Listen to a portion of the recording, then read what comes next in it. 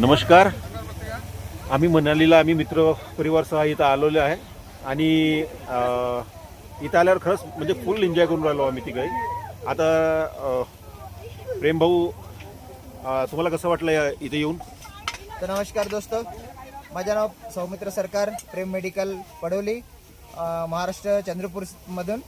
इथं आम्ही आज मनालीला आलो. इथं मनालीचं जे आपलं वरचे टोक आहेत, पहाडी आहेत, त्याच्यावर आलो आम्ही आता स्नोफॉलसाठी. ते फक्त दुरून पाहून आम्हाला इतकं जबरदस्त वाटत आहे. आणि आता आम्ही इथं पोहोचलो स्नोफॉलच्या इथं पाहून आम्हाला असं वाटत आहे की आम्ही स्वर्गात येऊन बसलो. पहिल्यांदा आलो आम्ही मनालीला. खरंच सांगतो, मनाली लोक सांगते एवढं जबरदस्त आहे, स्वतः डोळ्याने बघितलं आज एवढं जबरदस्त आहे म्हणून.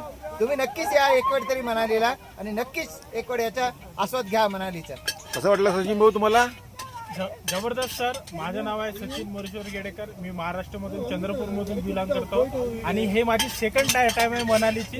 फर्स्ट टाइम आलो तर स्नोफॉल नाही भेटला होता, पण आता मला भेटला. पण अशी जन्नत कुठेच नाही भेटणार आपल्याला.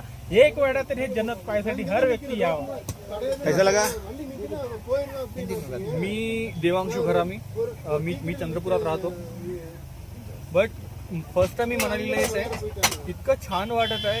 इकडचं प्रकृती, इकडचं सगळं वातावरण इतकं छान आहे, मी तुम्हाला असं एक्सप्लेन करू शकत नाही. जेव्हापर्यंत तुम्ही येणार नाही, तुम्ही बघणार नाही, तेव्हापर्यंत तुम्हाला कळणार नाही किती छान आहे. तुम्ही या मनालीला आणि मजे करा.